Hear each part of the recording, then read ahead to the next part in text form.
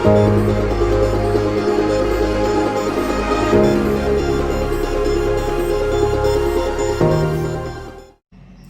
selamat datang di Aksara atau Asiknya Belajar Bahasa dan Sastra Indonesia. Bersama saya, Pak Wisnu Ismaya, atau bisa kalian panggil dengan sebutan Pak Wis. Kita akan belajar banyak sekali materi yang berkenaan dengan bahasa dan juga sastra Indonesia di sekolah maupun di luar sekolah. Sebelum kalian memasuki materi, Pak Wisnu minta dan juga Pak Wisnu harap kalian sudah menyiapkan buku catatannya dan juga alat tulisnya supaya materi yang Pak Wisnu sampaikan bisa kalian catat dan juga bisa kalian pelajari.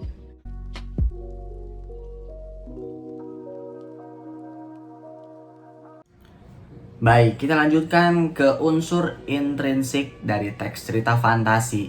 Ada apa saja di sini kalian bisa baca sendiri. Ada tema, ada tokoh, ada alur, ada latar, ada watak, ada sudut pandang, dan juga ada amanat. Mari kita lihat satu persatu penjelasannya. Unsur intrinsik yang pertama dalam teks cerita fantasi yaitu adalah tema. Tema itu artinya apa? Tema itu artinya ialah gagasan atau ide pikiran yang mendasari dari sebuah cerita fantasi.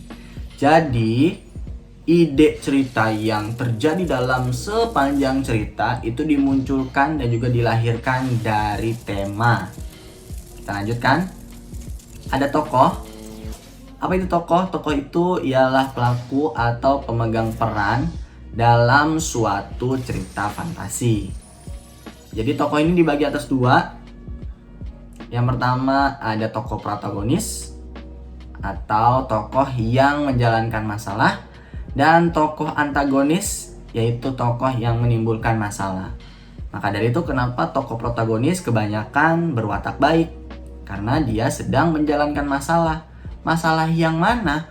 Masalah yang ditimbulkan oleh tokoh antagonis, yaitu tokoh yang memunculkan atau menghadirkan atau menimbulkan suatu masalah. Ya, maka dari itu tokoh antagonis biasa kita sebut sebagai tokoh yang jahat. Kita lanjutkan. Di sini kalian bisa lihat ya. Ada Harry Potter. Ya, Harry Potter.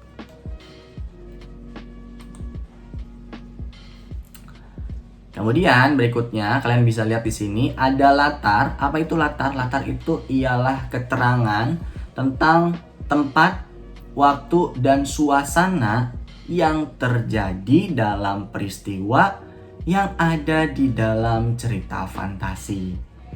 Ya, jadi latar itu bisa latar tempat, bisa latar waktu, dan bisa latar suasana. Contoh dari latar tempat, misalkan di istana, di luar angkasa, di hutan, di pedesaan, itu latar tempat. Kemudian latar waktu, pada pagi hari, pada siang hari, pada waktu libur, pada musim panen, pada musim salju, dan lain segala macamnya. Latar suasana, suasana mencekam karena sedang berperang. Kemudian suasana gelisah karena sedang diculik. Ya, dan juga suasana ketakutan yang muncul. Kemudian apalagi suasananya? Suasana yang tenang, ya, karena sedang suasana yang tenang karena misalkan dia sedang berada di tengah hutan atau di atas gunung. Bisa jadi seperti itu. Kita lanjutkan.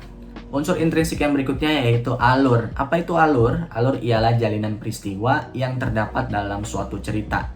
Nah, alur ini terdiri atas 3 jenis, yaitu ada alur maju, ada alur mundur, dan alur campuran. Apa itu alur maju? Alur maju itu adalah alur yang menggambarkan peristiwanya itu, jalinannya itu maju ke depan sesuai dengan waktu yang ada di kehidupan kita. Jadi dari satu waktu ke waktu yang akan datang itu secara berurutan maju ke depan. Kemudian ada alur mundur. Apa itu alur mundur? Alur mundur itu berarti dia kilas balik ke masa lalu, ke waktu yang sudah dilewati. Kalau alur campuran, sudah pasti dong. Dia menjalani masalah dari satu waktu ke waktu yang akan datang. Kemudian dia ingat ke masa yang lalu yang sudah dia lewati. Maka dari itu disebutlah alur campuran. Kita lanjutkan. Unsur intrinsik yang berikutnya yaitu sudut pandang. Apa itu sudut pandang? Sudut pandang ialah cara pengarang dalam menampilkan posisi siapa, posisi tokoh atau pemeran dalam suatu cerita. Sudut pandang ini erat kaitannya biasa kita sebut sebagai penggunaan kata ganti orang atau biasa kita sebut sebagai pronomina. Jadi sudut pandang itu ada sudut pandang orang pertama, orang kedua, dan orang ketiga. Sama seperti halnya pronomina. Kita lanjutkan. Watak. Watak ialah sifat yang muncul dan juga melekat pada diri pelaku atau tokoh dalam cerita. Contohnya, watak baik, dia berwatak jahat, dia pemalas, dia pemaaf, dia pemarah. Ya, kemudian dia itu wataknya keras kepala, rendah hati, dan lain segala macamnya. Wataknya siapa sih? Wataknya tokoh. Kita lanjutkan. Dan yang terakhir, unsur intrinsik dari teks cerita fantasi yaitu amanat. Apa itu amanat? Amanat adalah pesan yang ingin disampaikan oleh penulis kepada siapa? Kepada para pembacanya melalui cerita fantasi yang dituliskannya. Contohnya misalkan pesan atau amanat perjuangan, amanat rela berkorban, amanat tidak pantang menyerah, dan lain segala macamnya. Sampai di sini paham untuk unsur intrinsik dari teks cerita fantasi? Oke, kita lanjutkan. Yaitu kaidah kebahasaan teks cerita fantasi.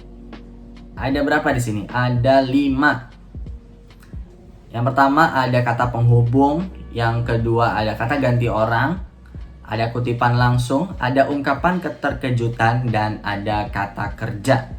Kita lihat satu persatu dan juga akan Paujo coba jelaskan satu persatu. Kata penghubung dalam teks cerita fantasi di sini atau biasa kita sebut sebagai konjungsi, ya, kata lainnya atau nama kerennya itu adalah konjungsi, ialah kata yang berfungsi untuk menghubungkan predikat yang satu dengan predikat yang lainnya dalam suatu kalimat atau biasa kita sebut sebagai kata penghubung.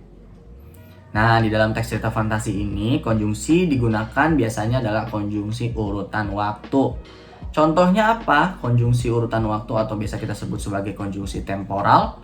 Itu di sini ada kata lalu, kemudian setelah itu, sesudah, sebelum, akhirnya, awalnya, demi, hingga, dan lain segala macamnya. Kemudian di sini ada kata ganti orang atau biasa kita sebut sebagai pronomina. Ya, yang tadi berhubungan dengan sudut pandang. Pronomina ini ialah kata yang berfungsi untuk menggantikan nomina lain, nomina yang selanjutnya. Ya. Mohon maaf. Jadi yang berikutnya adalah kata ganti orang atau biasa kita sebut sebagai pronomina. Nah, ini erat kaitannya tadi dengan sudut pandang yang ada di unsur intrinsik. Apa itu pronomina? Pronomina ialah kata yang berfungsi untuk menggantikan nomina lain, yaitu nomina sebelumnya, kata benda yang sebelumnya, ya, atau biasa kita sebut sebagai kata ganti orang. Pronomina dalam teks cerita fantasi ini terbagi atas 3 jenis, yaitu kata ganti orang pertama, kalau tunggal itu aku, saya, hamba. Kalau kata ganti orang kedua jamak berarti kami, kita. Ya, kemudian kata ganti orang kedua yang tunggal, kamu, Anda. Kalau kata ganti orang kedua yang jamak, kalian. Kalau kata ganti orang ketiga yang tunggal, dia, ia, beliau. Kemudian kalau kata ganti orang ketiga yang jamak, mereka. Ya, jadi kalau kata ganti orang pertama itu menunjukkan bahwa kita mau menggantikan nomina yang ada di depan kita. Maksudnya kita ingin menggantikan nomina yang ada di dalam diri kita atau diri kita sendiri. Aku, kita, kami. Kalau misalkan kata ganti orang kedua, yaitu menggantikan nomina atau orang yang ada di depan kita. Ada di depan kita secara langsung. Kamu, Anda, untuk yang tunggal. Kalian, untuk yang jamak atau lebih dari satu. Kemudian, kalau kata ganti orang ketiga, kita membicarakan atau menggantikan nomina tersebut, tapi nomina tersebut atau orang tersebut tidak ada di depan kita. Jadi ada di tempat lain. Ya, untuk yang tunggal yaitu dia, untuk yang jamak itu mereka. Sampai di sini paham? Kita lanjutkan. Oke, di sini ada kalimat langsung, ya. Kenapa ada kalimat langsung? Karena di dalam teks cerita fantasi itu mengandung dialog antar tokoh, ya. Kita lihat di sini kalimat langsung atau biasa kita sebut sebagai dialog antar tokoh memiliki ciri yaitu diawali dengan tanda petik, dilanjutkan dengan kata pertama yang diawali dengan huruf kapital, tanda baca intonasi final, entah itu titik, koma, tanda seru maupun tanda tanya, tergantung dengan konteks dari kalimatnya, dan diakhiri dengan tanda petik 2 di akhir. Contohnya di sini, tanda kutip, huruf pertama huruf kapital, aku tidak bisa berjalan, kakiku terasa sakit, intonasi final, koma, kemudian diakhiri dengan tanda petik lagi, kata Ziko atau tokohnya. Jadi tokoh yang berbicara atau berdialog di sini menggunakan kalimat langsung adalah Ziko. Sampai di sini paham? Kita lanjutkan di sini. Ungkapan keterkejutan. Apa itu ungkapan keterkejutan? Biasa kita gunakan dalam teks cerita fantasi. Kata ini bisa kita gunakan untuk menggambarkan emosi keterkejutan atau kekagetan, ya, dari tokoh dalam cerita. Contohnya tiba-tiba. Nah, itu biasanya tuh dia ingin menunjukkan keterkejutan. Tanpa diduga, berarti kan dia tidak menduganya. Maka itu akan muncul keterkejutan. Wah, atau Nah, itu kan adalah ungkapan-ungkapan yang berupa keterkejutan dalam teks cerita fantasi. Kita lanjutkan di sini. Ada kata kerja atau biasa kita sebut sebagai verba. Apa itu verba? Verba ialah kata yang menggambarkan proses, perbuatan, kegiatan ataupun keadaan dari suatu objek, ya. Nah, kata kerja di sini digunakan dalam teks cerita fantasi. Biasanya itu adalah kata kerja transitif dan juga kata kerja intransitif. Apa itu kata kerja intransitif dan juga transitif? Transitif ialah kata kerja yang membutuhkan objek. Jadi dia itu dari hidup sendiri, sama seperti kita, sama seperti halnya manusia. Jadi butuh objek. Ya. Contohnya apa? Ayah minum kopi. Kalau ayah minum saja, dia tidak ada objeknya. Objeknya adalah kopi. Ayah di sini berfungsi sebagai subjek, meminum sebagai predikat, kopi sebagai objek. Jadi verbanya di sini adalah verba yang transitifnya itu adalah meminum. Kenapa? Karena meminum di sini butuh objek, yaitu objeknya adalah kopi. Jadi kalau subjek itu adalah sesuatu hal yang mengenai objek melalui predikat. Predikat adalah kegiatan yang dilakukan oleh siapa? Yang dilakukan oleh subjek untuk apa? Untuk mengenai objek. Apa itu objek? Objek itu adalah sesuatu hal yang dikenai oleh subjek melalui apa? Melalui predikat. Nah, selanjutnya di sini ada kata kerja intransitif atau kata kerja yang tidak membutuhkan objek. Contohnya apa? Adik menangis. Nah, tidak perlu dong adik menangis kopi, adik menangis mainan, adik menangis permen. Ya, itu tidak perlu. Jadi adik menangis saja itu sudah cukup untuk menggambarkan bahwa menangis di sini bisa dikatakan sebagai kata kerja intransitif. Contoh lainnya apa? Contoh lainnya, saya belajar, saya mandi, saya makan. Itu juga merupakan contoh lainnya apa? Saya belajar, saya mandi. Nah, itu tidak perlu objek yang mengikuti. Jadi kata mandi, kata belajar tadi merupakan merupakan kata kerja atau verba intransitif. Sampai sini paham? Kita lanjutkan. Yaitu ada struktur teks cerita fantasi. Ada apa saja struktur teks cerita fantasi? Yang pertama ada orientasi, ada komplikasi, ada resolusi, dan juga ada kode. Seperti yang sudah Konsul sampaikan sebelumnya, bahwa teks ini sama seperti halnya manusia, punya tubuh yang lengkap, punya struktur yang lengkap seperti halnya manusia, punya kepala, punya badan, punya kaki. Coba misalkan ya, manusia punya badan, punya kaki tapi nggak punya kepala, apa bisa kita sebut sebagai manusia? Tentu tidak dong. Maka dari itu, sama seperti halnya manusia, teks cerita fantasi juga punya strukturnya. Jika salah satu dari strukturnya tidak ada, maka tidak dapat kita sebut sebagai teks cerita fantasi. Orientasi, apa itu orientasi? Orientasi itu struktur yang mengenalkan latar, tokoh, konflik, ya maupun unsur intrinsik lain di dalam teks cerita fantasi. Jadi orientasi itu artinya perkenalan. Struktur orientasi itu mengenalkan latar, tokoh, maupun masalah dari suatu cerita. Lanjut ke komplikasi. Apa itu komplikasi? Komplikasi itu adalah struktur yang berisi timbulnya masalah hingga masalah tersebut yang dari baru muncul naik sampai ke puncak masalah atau biasa kita sebut sebagai klimaks, ya, atau masalah yang sudah di puncak yang berhubungan dengan hubungan sebab akibat, yaitu adalah komplikasi. Kemudian masalah tadi yang sudah memuncak mulai turun dan sudah sampai bawah bisa kita sebut sebagai resolusi atau penyelesaian masalah. Masalah sudah selesai, maka masalah disimpulkan di struktur yang terakhir, yaitu struktur koda atau kesimpulan atau akhir dari cerita. Sampai sini paham? Mari kita lihat ke contohnya. Oke, di sini kalian bisa lihat ya, ada contoh dari kutipan cerita fantasi, yaitu berkenaan dengan pasukan Nagata dan juga lawannya yaitu siluman. Lihat di sini. Kenapa paragraf di sini atau kutipan di sini dikatakan sebagai struktur orientasi?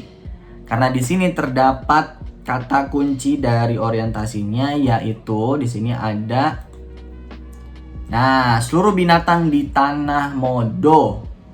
Ya, berarti di sini struktur di sini mengenalkan latar dari ceritanya. Sampai sini paham? Lihat di sini.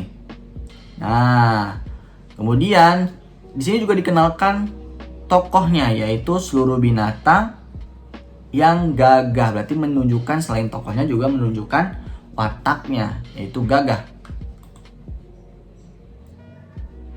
Selanjutnya di sini juga kenapa disebut orientasi? Karena dia juga mengenalkan masalah dari ceritanya, yaitu sudah bisa mulai atau muncul bayangan-bayangan serigala atau siluman-siluman musuh dari pasukan Nagata.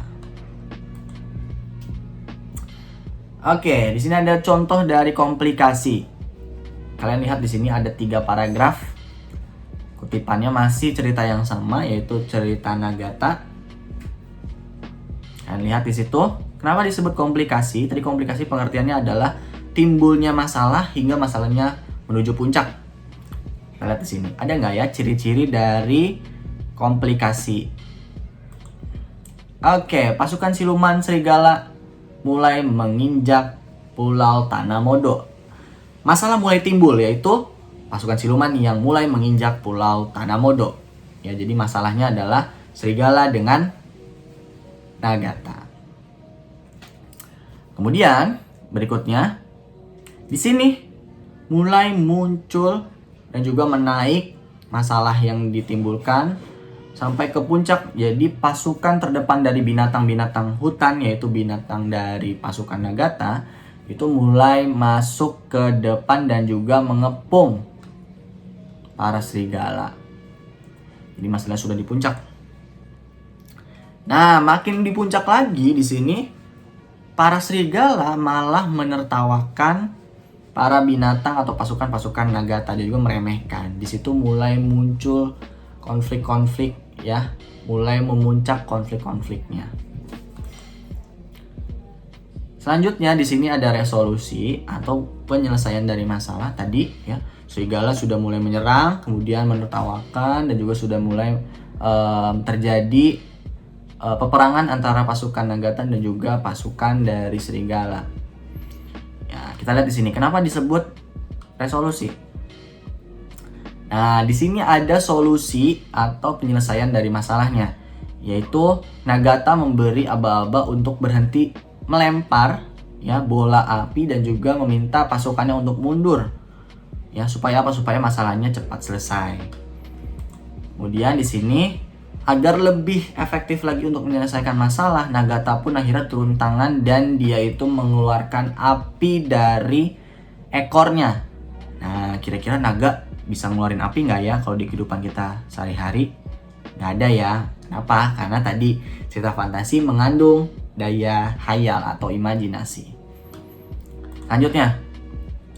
Nah, di sini Nagata untuk menyelesaikan masalahnya, Nagata tidak memberi ampun kepada serigala yang licik.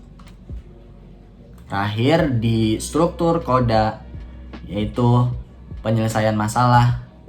Kenapa disebut Koda? Karena pertempuran telah berakhir dan juga pasukan Nagata telah dinyatakan menang, dan para pasukannya, panglima perangnya yaitu Lovo, Rogos, Lamia, Sika, Mora, dan lain segala macamnya itu telah memberikan isyarat hormat dan juga bahagia atas kemenangan pasukan Nagata.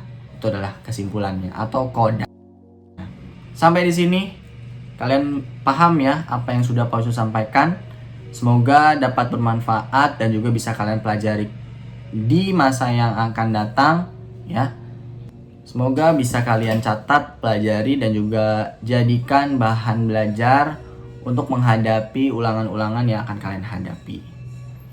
Yaitu berkenaan dengan materi teks cerita fantasi. Kalau tadi ada apa saja? Ada pengertian teks cerita fantasi, kemudian ada jenis dari fantasi, ada jenis teks cerita fantasi, ada ciri-ciri cerita fantasi, ada unsur intrinsik cerita fantasi, ada kaidah kebahasaan teks cerita fantasi, dan terakhir ada struktur dari teks cerita fantasi. Kita juga tadi sudah latihan menemukanali dan juga mengidentifikasi, menelaah struktur maupun kaidah kebahasaan dari teks cerita fantasi. Oke, terima kasih atas waktunya. Semoga dapat bermanfaat untuk kalian semua. Poin tutup. Jangan lupa kalian like, komen, dan juga berikan presensi kehadiran kalian di kolom komentar. Jangan lupa subscribe juga channel Pak Wisnu. Dan juga kalian sebarluaskan channel ini kalau memang channel ini dapat bermanfaat untuk kita semua. Terima kasih. Wassalamualaikum warahmatullahi wabarakatuh. Sampai jumpa.